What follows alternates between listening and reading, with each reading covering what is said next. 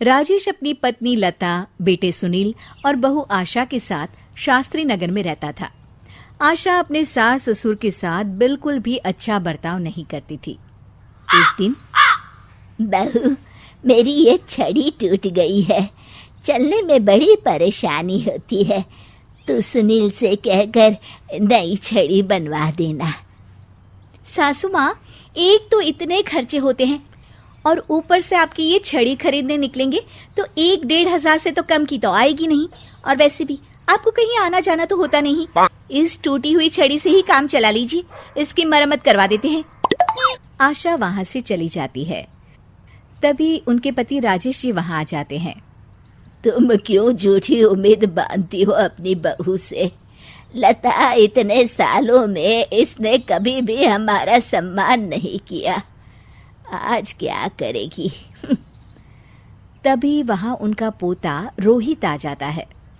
दादी, ये देखो मैं आपके लिए क्या लाया हूँ। क्या बेटा? आपकी पुरानी छड़ी टूट गई थी ना, तो ये मैं अपनी कमाई से आपके लिए छड़ी लेकर आया हूँ। अब आप ये पुरानी छड़ी छोड़िए और ये वाली छड़ी हाथ में पकड़िए और ठाठ से चलिए। राजेश जी और लता जी एक दूसरे को देखकर मुस्कुराते हैं कि कम से कम उनका पोता तो उनका सम्मान करता है। एक दिन सुनील अपने पिता के पास आता है और कहता है, पिताजी, आपने हमारा पुराना वाला घर अभी तक क्यों रखा है? मैंने कितनी बार कहा है कि हमें वो घर बेच देना चाहिए, अच्छे दाम मिल जाएंगे। मैं भी तो कितनी बार कह चुका हूँ कि वो घर मेरे जीते जी नहीं बिक सकता, वो हमारा पुश्तैनी घर है। ओफो पिताजी, कब तक इन पुश्तैनी घर को संभाल के रखेंगे?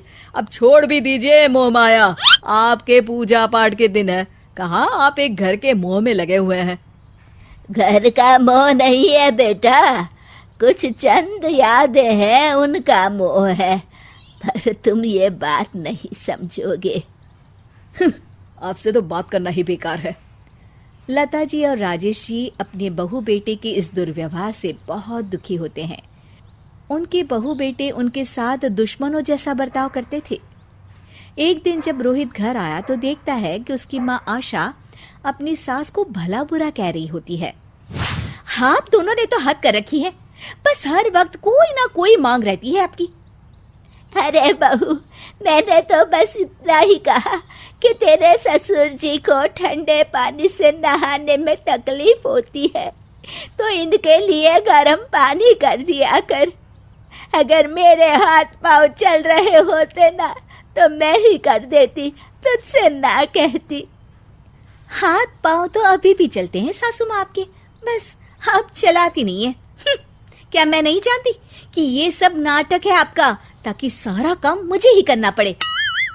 आशा वहां से चली जाती है और रोहित अपनी दादी के साथ इतना दुर्व्यवहार होता देख गुस्से से तिल मिला जाता है।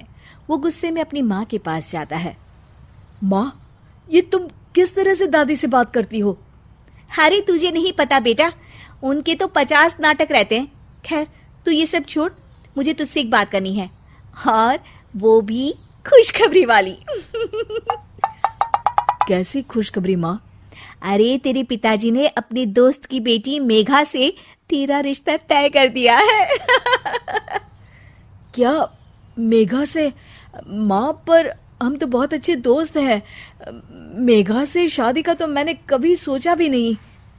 अरे नहीं सोचा तो अब सोच लेना। रोहित और मेघा बाहर एक दूसरे से मिलते हैं और बातें कर रहे होते हैं। मेघा, मुझे पता है कि हम दोनों की शादी होने वाली है, पर मैं तुम्हें एक बात अभी से बता देना चाहता हूँ। क्या रोहित? यही कि मेरी माँ एक अच्छी सास नहीं बनेगी, क्योंकि वो एक अच्छी बहू नहीं है। पर रोहित, आंटी को तो मैं बचपन से जानती हूँ, वो तो बहुत अच्छे स्वभाव की हैं। वो स्वभाव पता नहीं मेरे दादा दादी जी के लिए क्यों नहीं दिखता। उन्हें तो वो हर वक्त बुरा भला ही कहती रहती है। मैं चाहता हूँ कि उन्हें ये पता चले कि वो ये बहुत गलत कर रही है। मैंने कुछ सोचा है जिससे माँ सही रास्ते पर आ सकती है। मेघा, क्या तुम इसमें मेरा साथ दोगी? तुम जैसा कहोगी मैं वैसा ही करूंगी रोहित, मैं तुम्हारे साथ हूँ। मेघा और रोहित दोनों की शादी हो जाती है और मेघा अब आशा की बहू बनकर उनके घर आती है। बहू, ये देख, मैंने तेरे लिए ये हार बनवाया है। ये भी कोई हार है? मैं तो सोच रही थी कि आप मुझे डायमंड नेकलेस देंगी, पर ये क्या सस्ता सा हार पकड़ा दिया आपने मुझे। आशा को ये सुनकर गुस्सा आ जाता है। वो मेघा पर बरस पड़ती है। बहू, मैं तुम्हारी सास हूँ, मुझसे तमीज से बात किया करो, समझी? वरना अच्छा नहीं होगा। मम्मी जी, मैं भी आपकी बहू हूँ, आप भी मुझे ये धमकी मत दीजिए। मेरे पिताजी वकील हैं, अगर आपने मुझ पर कोई भी अत्याचार किया ना, बस एक ही बारी में अंदर करवा दूंगी। हाँ। मेघा रोहित की तरफ देखकर मुस्कुराती है। लता जी और रमेश जी देखते रह जाते हैं। मेघा कैसे अपनी सास को उन्हीं की भाषा में उनकी गलती का एहसास दिलाती है, जानने के लिए देखिए जैसे को तैसा पार्ट 2।